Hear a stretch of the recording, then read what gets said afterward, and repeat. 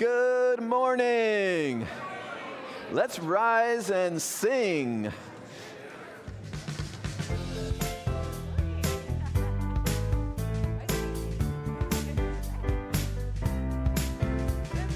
I'm choosing heaven today.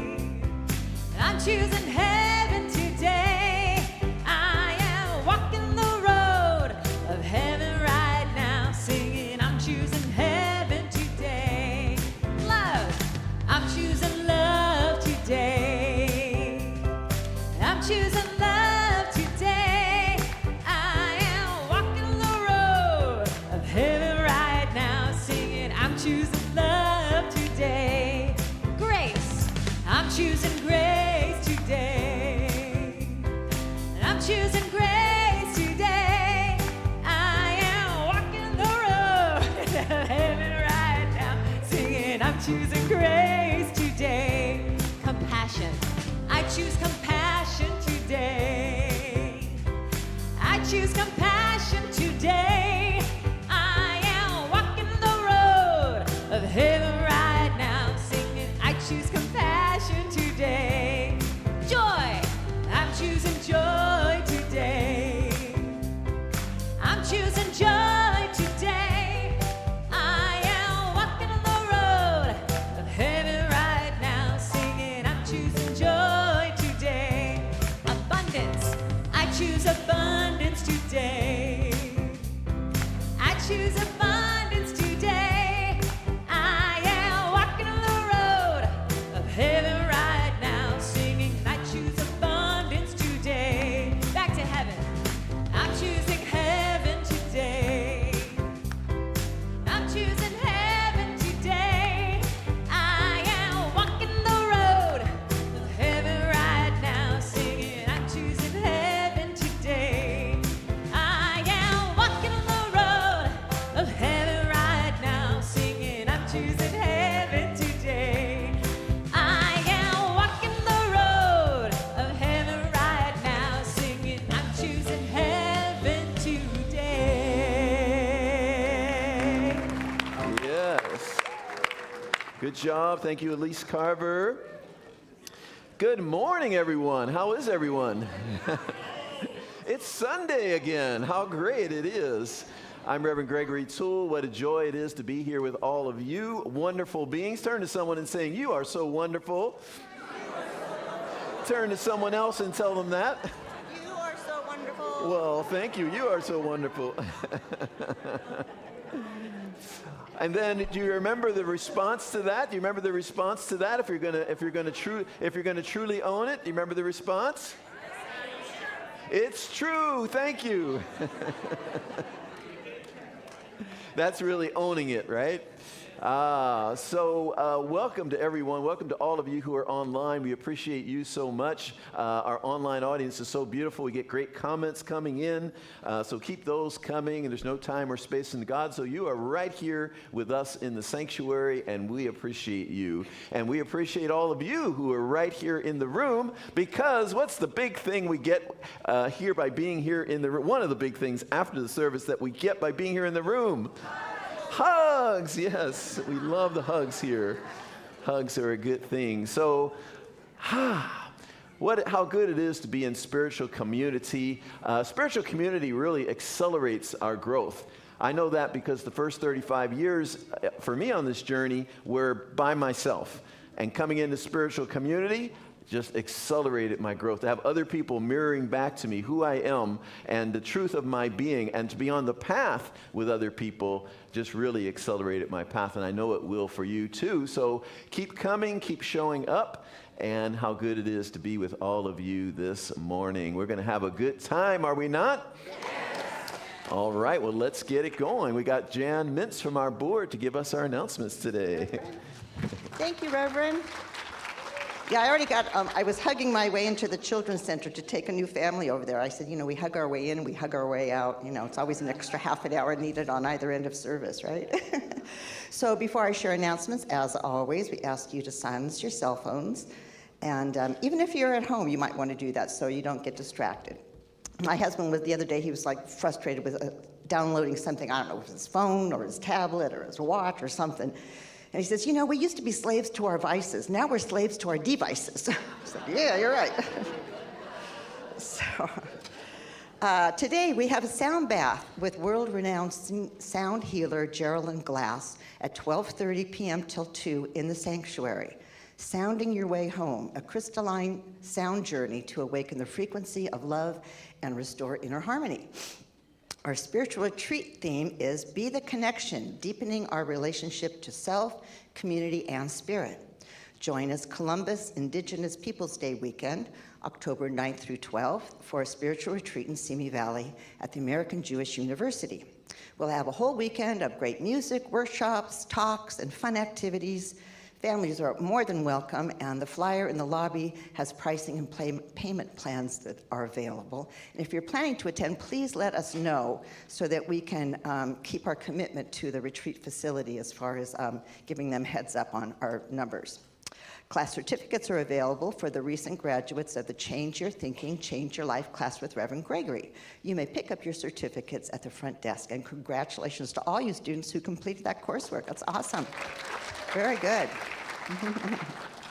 Divine Dining, the party of the year at the home of Claudia and Kurt Corian. I saw her here. Where is she? Where's Claudia?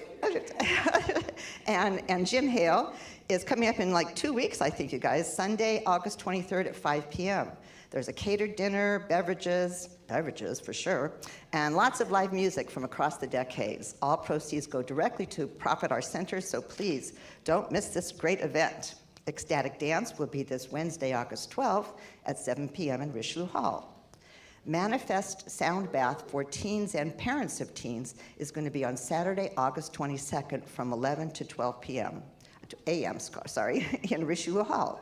Do you know any teens and teen parents in the community? Please tell them about this free event. After the sound bath, there will be a short presentation about our teen program, as well as teen winter and summer camps, facilitated by Vedic Vibes Sound Immersions. Rainbow Services School Supply Drive is continuing. Support local students by donating supplies. There's a bench in the lobby where you can drop these off, and your donations are very much appreciated. Maureen McKinney will be in the foyer after service to answer questions and give you more information if that's what you would like. The Women's Circle is today at 12:30 in the teen room, and the Science of Mind Sunday class is on, it says, join us as we explore the Science of Mind textbook, a free class every Sunday from 9:55 to 10:25 a.m. in Richelieu Hall. And then you can come over and meditate. Our next author speaker series will feature Jenny Linthorst with the Healing Power of Poetry, our own Jenny, yes. There she is. Put your hand up there, the gorgeous one. Yes, the Healing Power of Poetry this Friday, August 14th at 6:30 p.m. in Richelieu Hall. The Death Cafe, facilitated by end-of-life doula Alexis White, will be this Saturday, August 15th at 2 p.m. in Richelieu Hall. Our next vegan potluck, it will be on Wednesday, August 19th at 6 p.m. in Richelieu Hall. The drumming circle, boy, are you guys busy. Are we busy, right? If you're bored, you got a problem. The drumming circle will be on Sunday, August 23rd at 12:30 across from the teen room. And for more information on all these activities and much more, visit the activity table in the foyer and subscribe to our weekly e-newsletter. New friends, if you're here for the very first time, would you please raise your hand so our ushers can bring you a little gift bag? Anybody here for the first time? Well, wonderful. Very good. Right behind you? Yeah. Let's make sure. Keep your hands up so everybody gets one. Yeah, no. Oh, you got one. Okay, very good. Well, we're just honored by your presence. And after service, be sure to go to the New Friends table and talk with Laura and maybe sign up for our e-newsletter so you know everything that's happening here. Need prayer today? Sign me up. Come to the front of the sanctuary after service by the piano. A practitioner will lead a prayer circle, or you can place your prayer request in the prayer box in the foyer. This Wednesday's inspirational service will be led by our own Reverend Catherine McKinney, and the music will be provided by Lisa Carver, yay. And finally, a huge, gigantic, ginormous thank you to all of our volunteers. You guys make this place what it is, the awesome home for all of us that it is. And now we're going to have some quiet music to get us ready for Rev's talk. Thank you all.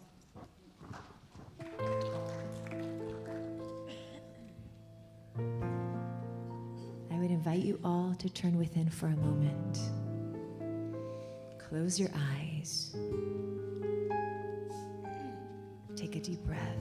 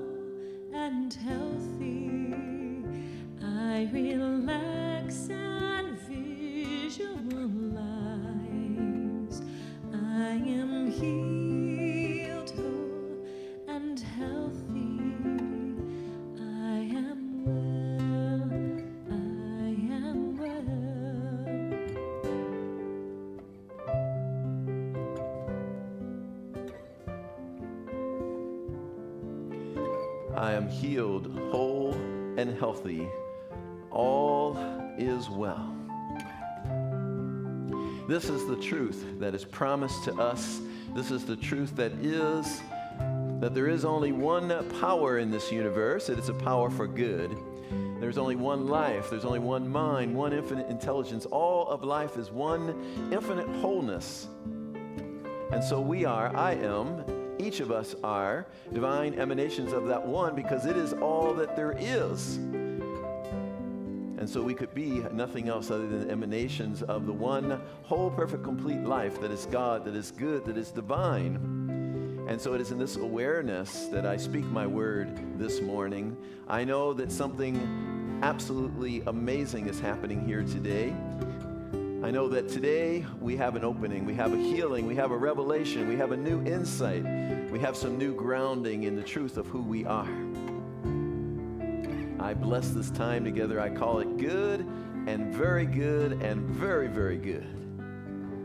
I'm so grateful for this truth, so grateful for this awareness, so grateful for the good that is unfolding right here, right now, before us, within us, for us, as us. In great gratitude, I release this word, I let it be, and so it is. Amen.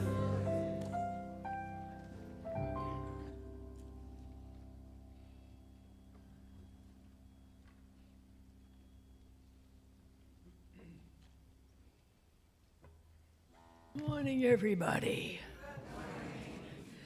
So, my name is Kathy, and I'm a bookaholic. Some of you know I keep promising myself that I won't acquire any more books. And then I go sliding off the wagon because I find or am introduced to another gem that I think I can't possibly live without. So there are times when I go to one of my bookshelves and look for a book, knowing I'll find the inspiration I need at that moment. I have discovered a new technique, and I'd love to share it with you. Just read the spines. The book titles can be so inspiring when you know what's in the book, and you just need to be reminded. So let me share with you some of my favorites. Raymond Charles Barker encourages us to treat yourself to life. We know that God doesn't limit us, we do. So let's get to the bottom of why we don't treat ourselves to life. When I first encountered the book, You Can't Afford the Luxury of a Negative Thought by Peter McWilliams, I pompously wrote it off as silly and quite frankly impossible. I've since realized that although we are encouraged to watch our words, and especially those following the words I am, there are those parasitic thoughts that we don't even know are sneaking around deep down and sabotaging us. That book came into my life some 30 years ago. I was a child. And now I have Dr. Matthew Budd reminding me, I am what I say. Then there's Florence Scovel Shinn pointing out the power of the spoken word and that my word is my wand. And in case I feel undeserving, Panache Desai tells me I am enough. To get to the bottom of those yes buts, I love the insights in Carol Truman's book, Feelings Buried Alive Never Die. And just in case I need further evidence of self-sabotage, I refer to The Untethered Soul by Michael Singer. Such a great insight into how we protect ourselves from life. We protect ourselves from living a wonderful life by protecting our unhealed wounds. Deep introspection and becoming more self-aware can be exhausting and somewhat painful. So off we go and we try to influence and fix those around us. After all, we want to share our knowledge and we know it's for their good. We know all the answers they need and we just want to help them, right? Then Mel Robbins comes along and blows my helpful self out of the water by telling me her theory of let them. That's another nice way of saying mind your own business. Let others learn their own lessons and follow their path. You have enough work to do on yourself.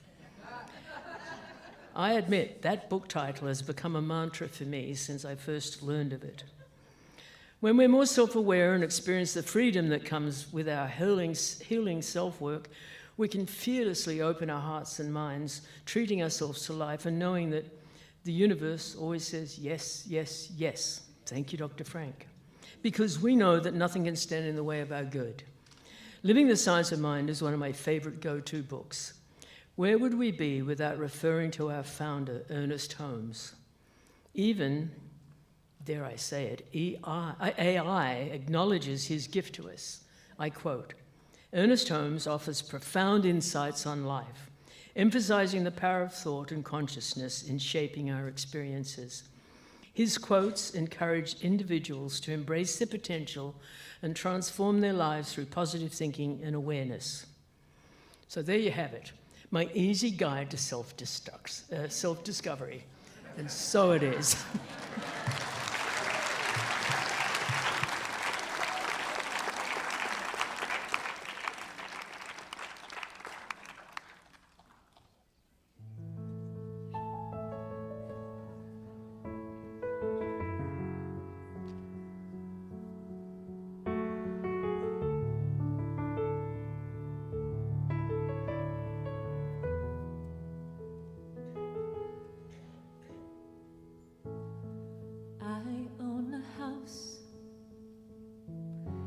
It's bigger than I wanted,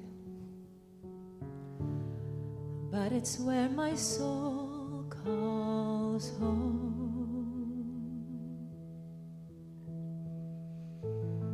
I own this house that was built some 40 years ago. It's the one place that I call my own. But I've never been quite happy putting down the way it looks. So I shuttered up inside, all alone with all my books. But there's something they don't tell you. They don't mention that the walls have ears. the house will start believing you, believing all the lies that it has heard for years. And so the house told me one day, it finally found the courage to say it. It said, "How could you have treated me this way?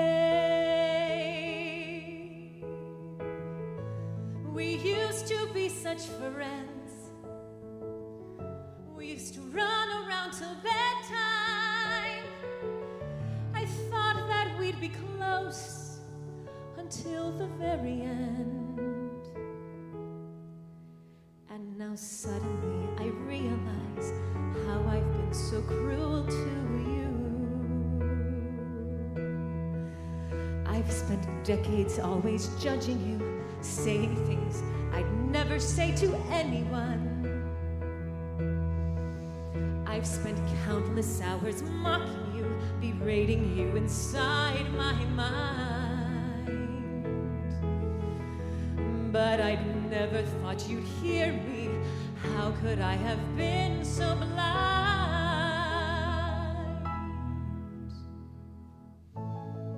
Can you please forgive me? I'm so sorry for all the things I've said. I'm so grateful that you've never abandoned me.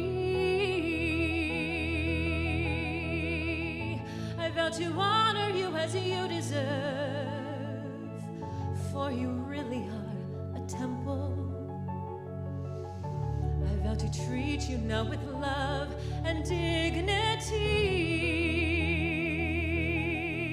So let's run around till bedtime and dance until the sun comes up. Let's embark on an adventure, doing things we haven't done since we were young. And I will forever treasure you, nourish you, and hold you close. And from now on I'll respect you in my words and in my thoughts. And so I own a house, a magnificent body temple. And she does the most important thing.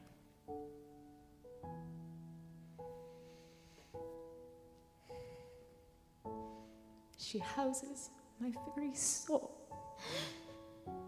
And she'll be with me till the day I die. I'm so grateful that I finally know how much I love my house.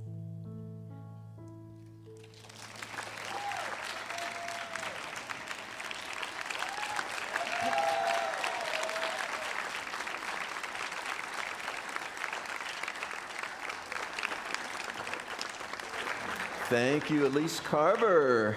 That's a original song, hot off the presses, written by Elise, first time ever performed.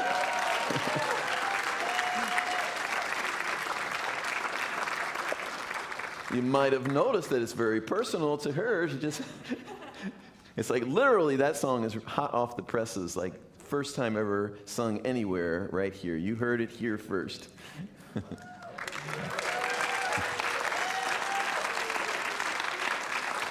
In fact, I heard it here first.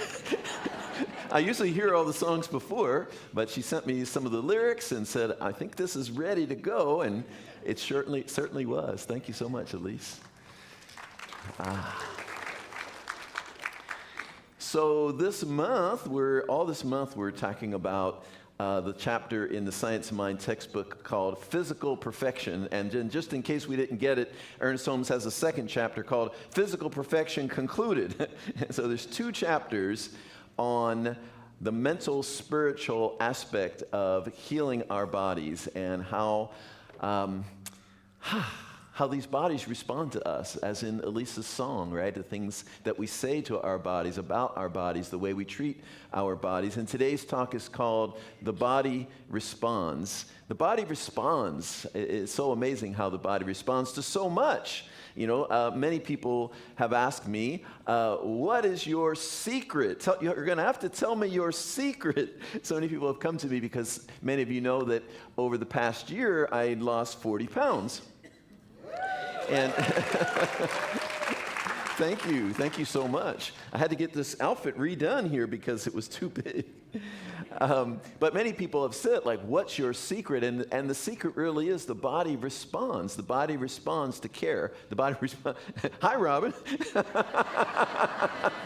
We don't see you. I love Robin. Robin is our wonderful youth director. Let's give her some love. Oh, she's taking pictures of me. Oh, please do. So the body responds. And I don't have a secret. You know, there's no secret, right? The body responds. And my secret, if there is such a thing, is to start paying attention to this body that I have, you know, and to do what has been known for the longest time, right? That calories in and calories out. How many calories do we burn? How many calories do we take in? And so that simple formula, right, of increasing my level of activity and decreasing the intake of calories, and of course, on a mental level, really understanding why I was eating in the first place. So many times I wasn't eating because I was hungry. So many times I was eating for some other reason, either out of habit. It's like, oh, it's 6 o'clock. I always eat a big meal at this time. Oh, it's 10 o'clock. You know, I always get a little hungry. Let me eat some. And I began to pay attention to why I was eating, and was I really hungry at that moment? And then there was, you know, the emotional eating. You know, I'm not feeling so great right now, so let me eat this food, and then I'll feel so much better, especially if I can get some carbs and sugar and all that sort of thing in there, or maybe something really salty and fried. And the body responds, and it became quite amazing how much the body responds to my attention, to my care, to my intention. And so one day at a time, just one day at a time, getting up, weighing myself, looking at the scale. Sometimes the weight went up, sometimes the weight went down, and paying attention to what happened yesterday. What did I do yesterday that caused it to go up or to cause it to go down? You know, and I said, oh, remember at 10 o'clock last night you decided to have a big bowl of ice cream? That's what that is on that scale right there today. And so I just began to have this relationship with the body that was very much about awareness, very much about being present to it, very much about tending to it and taking care of it. And then there was the thing of what happens at 10 o'clock when I start to feel like having a snack and even convince myself because I feel a little hungry. And then I began to say that the feeling of hunger at that time was the feeling of losing weight. I converted it. Instead of it being like, oh, that's the feeling like, oh, I must eat right now, it's like, that's the feeling of losing weight. Oh, thank you. Right now, in this very moment, I'm losing weight.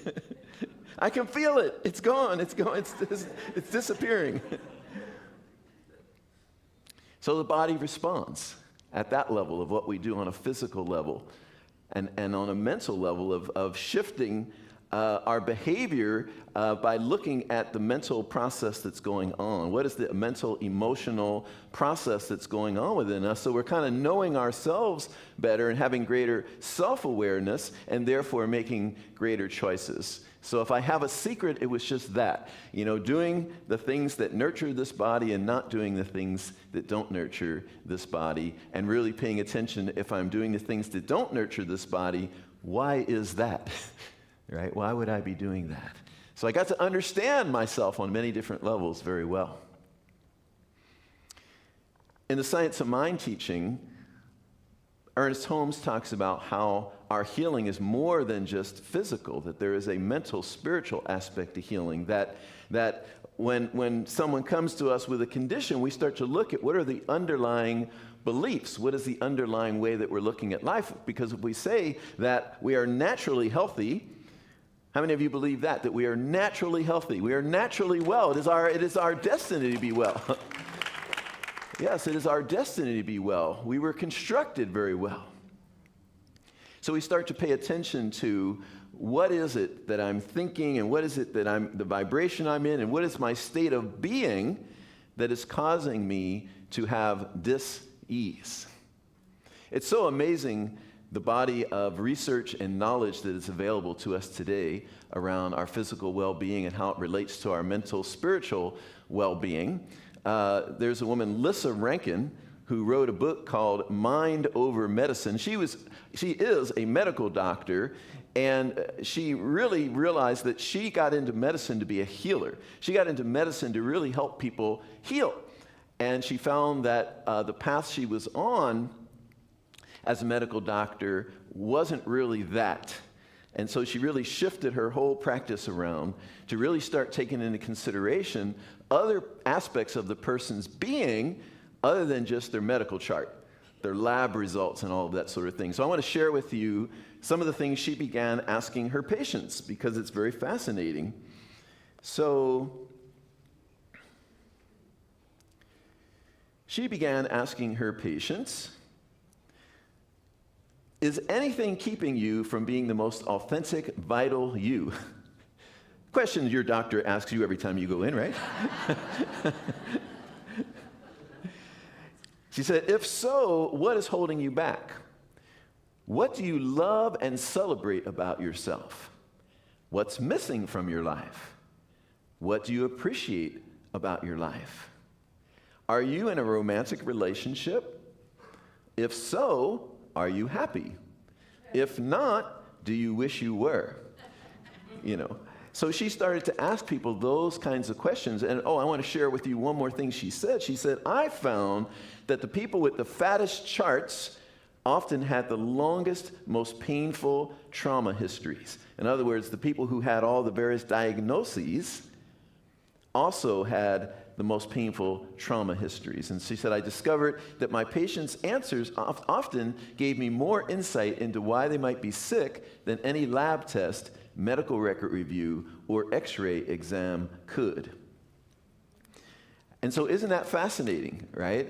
That as she began to really look at people's lives, as she really began to look at how people were living their lives and where were they happy or unhappy, that told her a lot about why someone might be experiencing dis-ease, why someone might be experiencing a particular condition. And she herself, she's to me a kindred spirit with myself, because many of you know that when I left my corporate career, I really felt like it was a choice of staying on that path and dying, or literally, or taking this new path that aligned with my soul. And even though I had no idea what that path looked like, it was like abundant life. It was like dying or abundant life. And she's the only one I've ever encountered who basically said the same thing.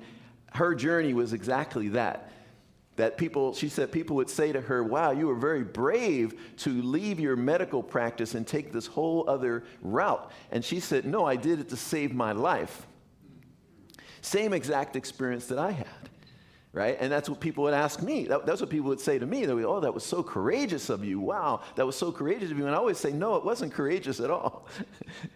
When one path is like certain death, and the other path is abundant life, you don't have to be courageous to take the path that says abundant life. Right? And it's hard for people to get that, because in the worldly sense, right, if you're not paying attention to all those things, and you kind of don't believe that, like, what do you mean death? What do you mean death? You're gonna keep climbing the ladder up there. You're gonna be successful. What are you talking about? But it happens all the time. We see people all the time who go against the grain of their soul, and we go, oh, wow, they died at this so young age. Wow, what happened? It's like, are we listening? Are we paying attention? And I love that her as a medical doctor and someone who really wanted to be a healer started to approach her practice in such a way that was like, let me deal with the whole person. Let me deal with the whole person. Because we are whole people.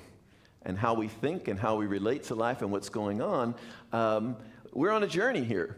We're on a journey here, and our body responds to how well we do this journey, right? Our body responds if we have this yearning and this call and this desire to be something, to live a certain way, and our values are a certain way, and then we go totally against that because we start to do what the world tells us or someone in authority tells us this is what we're to be.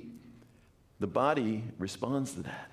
And the body is not trying to harm us, I feel. I feel that the body is our greatest gift in that way because it's like an instrument telling us you're out of alignment with your soul. You're out of alignment with your being. So it's this beautiful divine instrument, the same as emotions are. Emotions are in the body too. Emotions, physical sensations in the body, dis-ease even, are like wake-up calls to us to say what's really going on in your life. Are you living according to your values? Are you living according to your authentic, the way your soul authentically wants to express? And if we're not, that quite possibly can create dis-ease in the body because we're out of harmony with ourselves.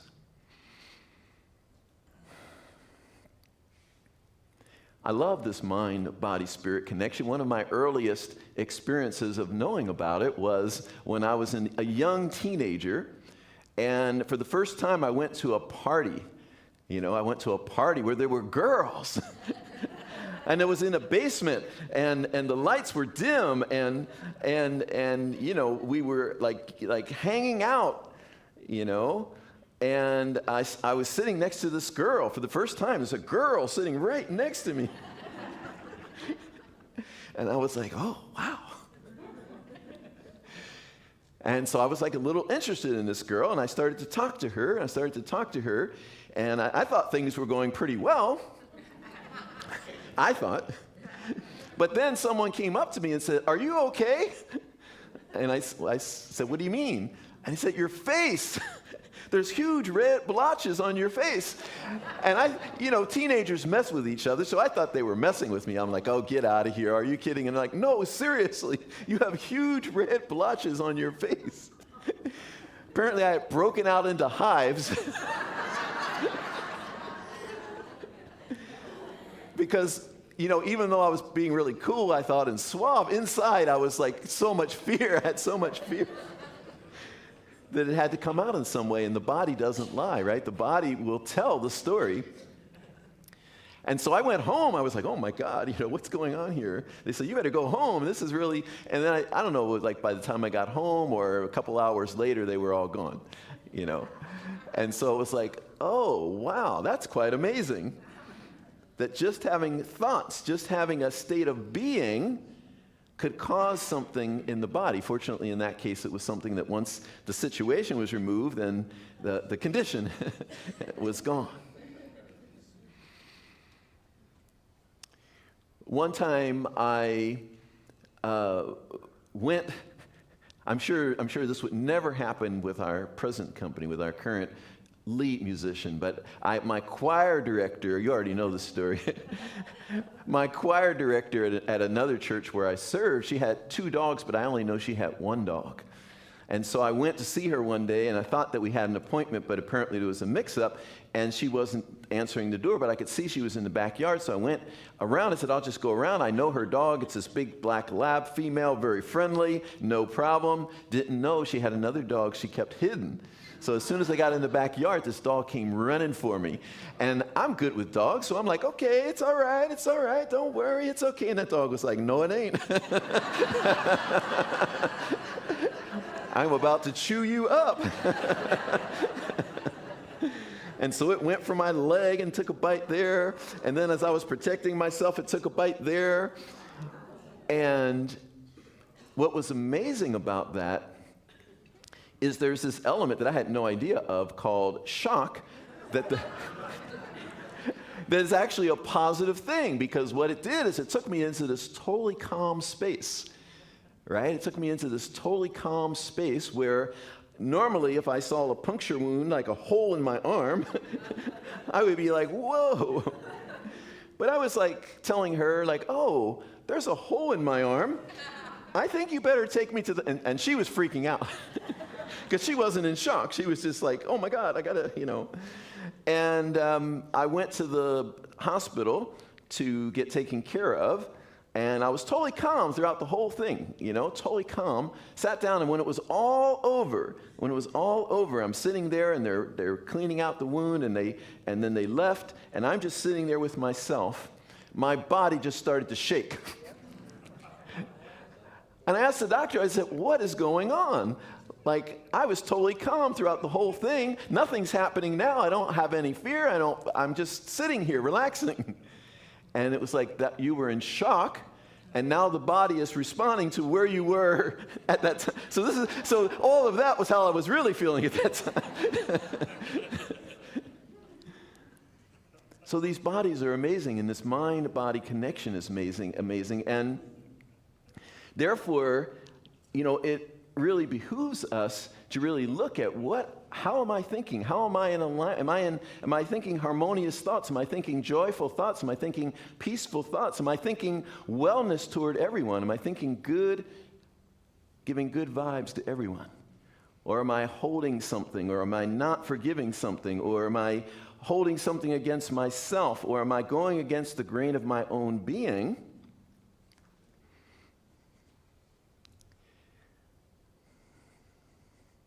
There's scientific studies about how the body responds to love and how the body responds to fear. And they're very different. The fear is the body becomes very constricted. The love, the body becomes expansive. The body, the brain itself starts to have, all of these beautiful hormones secreted that give us all these good feelings. So it's like, how are we living our lives? Are we recognizing the strong connection between mind, body, and spirit? And are we realizing that we can have healing by changing our minds, by realigning our lives, not just at the physical level, but realigning our lives at that mental, spiritual, emotional level?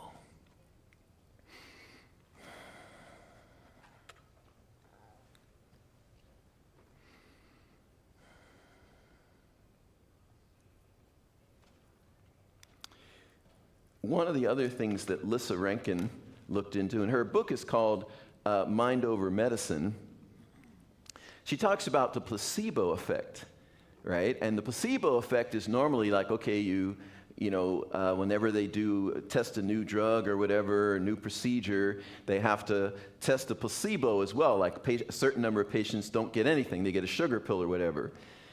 And that is seen as, in many cases, like the test to see if this works better than nothing. If it doesn't work better than nothing, which is the placebo, then it's not really effective, right? But for people like Lissa Rankin and people like myself and maybe people like you, the placebo becomes really interesting. Because if, in fact, someone can get well just because they thought they got something, but they didn't even get anything physical, but they can get well just because they thought they got something, that's really fascinating, right? That tells us if I can just get into my state of mind that I am well, and I can begin to align with harmony, and I can begin to align with wholeness, and I can begin to align with my perfection, that has an impact. There was one, Bruce Lipton, in his book, The Biology of Belief, he talked about a surgeon who did knee surgery. He would do knee surgery, and the ethics of this are a bit questionable, but nonetheless, the results are pretty amazing, because he did the knee surgery, and he decided to explore whether his knee surgery was effective or not.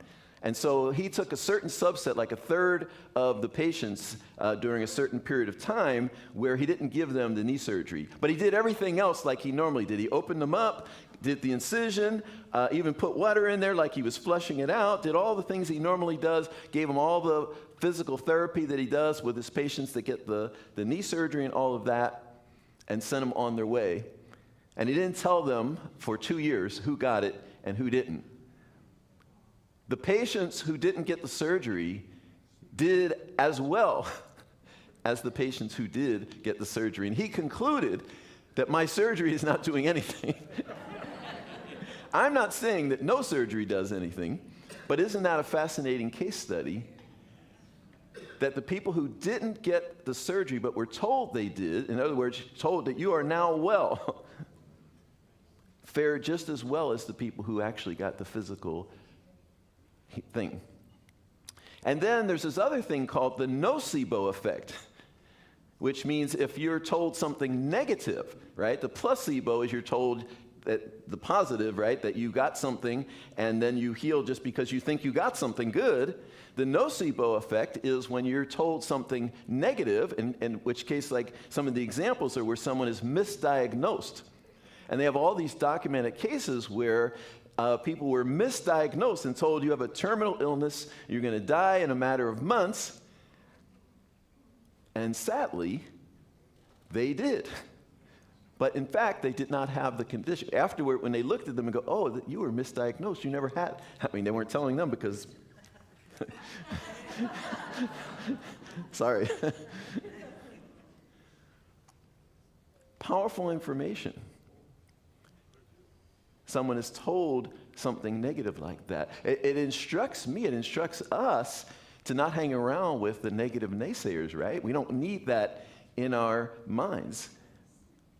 We want to be around people who are affirming for us the good, right? We don't want to be around that person that when you say you want to take something on, or you say you want to be well, let's stay in the realm of physical well-being. You don't want to be around that person that says, are you kidding me? You want to be around that person that says, yes, you can do this. You want to be around that person that says, yes, you are healthy. I see your health. I see your health right now. So go for that. Your body will respond. Your body will respond very well to all that you're doing. And I'm going to be there right with you in this. It's amazing, isn't it? The mind, body, spirit connection.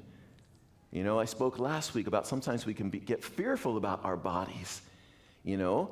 And when I realize how much our bodies respond to us, what kind of care we give the body, how we talk about our bodies, what else are we putting in through our mental, spiritual realm? Are we talking badly about ourselves? Are we judging ourselves? Are we holding ourselves in unforgiveness? Are we holding someone else in unforgiveness?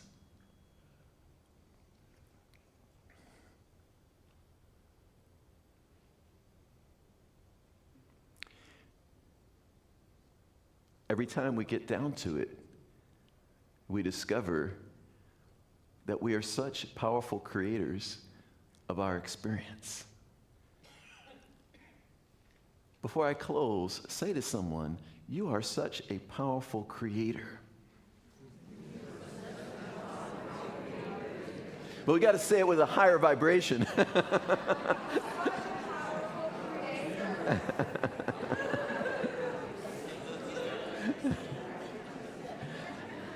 Yes. It is true. It is true. And so it is. You are powerful creators. Go forth and create the most powerful experience with your bodies. Go forth and just take these bodies that are the temple to the living God and put such goodness in there, both the food we eat, the way that we move our bodies, and that mental, emotional, spiritual content. Put such goodness in there that you're just walking around just with a pep in your step, and no one knows why, but you know why. You know why, because you know the relationship, you know it all starts with, how am I looking at this life? And then life starts to look back at us and smile. But we smile first, and then life smiles right back at us. Thank you so much for listening. Thank you all so much. God bless you. Thank you so much. Thank you. Oh, you all are awesome. We're going to hear again from Elise Carver. She's got some friends to help her, too. I do. I want to welcome up Eliza Shaw and Laura Chavez Weintraub to join me. This is one of our favorites here, In the Land of I Am by Ricky Byers.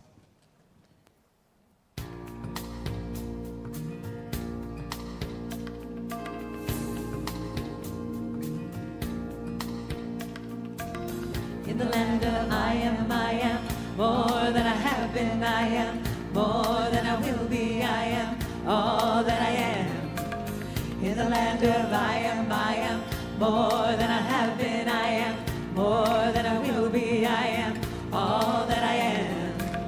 And the songs of all my great-grandmothers and the dreams of all my great-grandfathers and the way to rise beyond the pain, I'll live, I'll live, I'll live in me. In the land of I am, all that I have been, I am, more than I will be, I am, all that I am. In the land of I am, more than I have been, I am, more than I will be, I am, all that I am. In the land of I am, more than I have been, I am, more than I will be, I am, all that I am. In the land of I am, all that I have been, I am, all that I will be, I am, all that I am. And the smiles of all the unborn children and the dreams of a better day to come and the dance of heaven and earth, the earth, I'll live, I'll live, I'll live in me. All that I have been, I am, all that I will be, I am, all that I live in me. In the land of I am, all that I have been, I am, all that I will be, I am, all that I am. In the land of I am, all that I have been, I am, all that I will be, I am, all that I am. In the land of I am, all that I have been, I am, all that I will be, I am, all that I am. Been robbed and disgraced, abused and displaced. Been robbed and disgraced, abused and displaced. I've been lied to, but lies can't be seen through in the land. You can't fall from grace in the land. You cannot be hurt in the land. There's more than enough in the land. You're always at home, always at home, always at home. More than I have been, I am, more than I will be, I am, all that I am. Always at home. More than I have been, I am, more than I will be, I am, all that I am. And the songs of all my great-grandmothers and the dreams of all my great-grandfathers and the way to live beyond the pain, I'll live, I'll live, I'll live in me. In the land of I am, all that I have been, I am, all that I will be, I am, all that I am. In the land of I am, more than I have been, I am, more than I will be, I am, all that I am. In the land of I am, more than I have been, I am, more than I will be, I am, all that I am. In the land of I am, all that I have been, I am, all that I will be, I am, all that I am. In the land of I am, all that I have been, I am, more than I will be, I am, all that I am. In the land of I am, more than I have been, I am, more than I will be, I am, all that I am. In the land of I am, more than I have been, I am more than I will be, I am all that I am. Thank you so much. Eliza and Laura. Oh, beautiful, beautiful in the land of I am. You might not remember, but the last time that they sung that song, I said I had this vision that we would be dancing in the aisles. So at least today I was going to plant some seeds to get a few people dancing in the aisles. But now the seed has been planted. When you hear that song, it's like I don't know how to do hypnosis, but you know. When you hear that song, you will now start dancing wildly.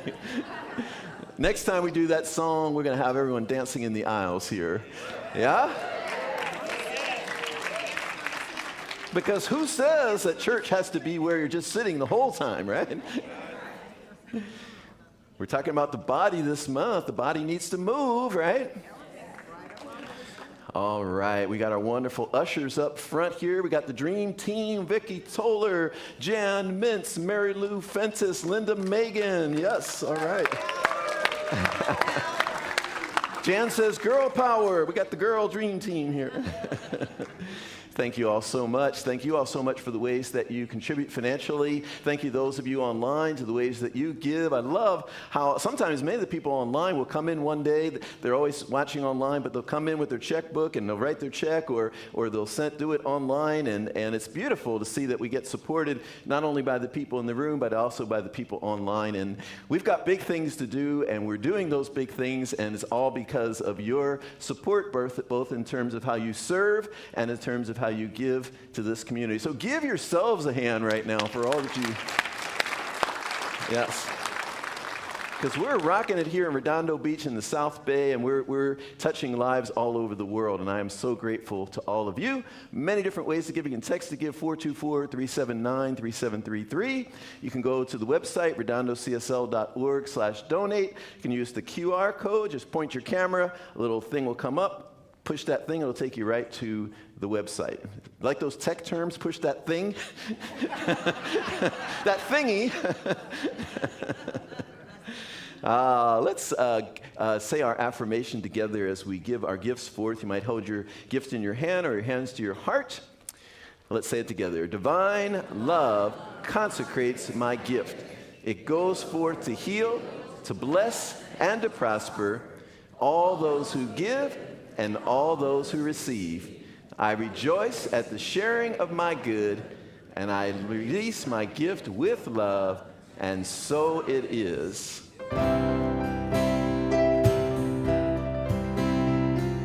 Grateful for the morning, grateful for the sunlight on my face, grateful for the feeling, I'm grateful for the knowing, grateful for the love that's in this place, grateful for believing that God is all there is, that God is all there is. Grateful for the morning, grateful for the sunlight on my face, grateful for the feeling, I'm grateful for the knowing, grateful for the love that's in this place, grateful for believing that God is all there is, that God is all there is, God is all there is. Thank you, Elise and Jean-Louis. Thank you so much. The only downside to dancing around when it's August is like I got little beads of sweat on my forehead. Let's rise and let's do some prayer. Let's speak our word powerfully this morning. I invite you to repeat after me. There's only one life. That life is God's life. That life is perfect. That life is my life right now. As such, I, Gregory, speak my word. It is a word of power unto a law. I declare right now That my body is whole, perfect, and complete. My thoughts are all pure. Love. Joy. Peace. Harmony. Wholeness. For me. For everyone. I am in the flow of good. I am in the flow of love. My body receives it all. And I am just living a vibrant life. Such vitality in my body. I am so grateful. I release this word to the immutable law that only knows to say yes. Therefore, I know it is done just as I have declared. I let it be, and so it is. Yes. Good job, good job. Let's take the hand of our neighbor. We're going to sing the peace song, and the ministers and practitioners are coming up here to the stage. My watch wanted to know if I wanted to do an elliptical. Don't listen all the time.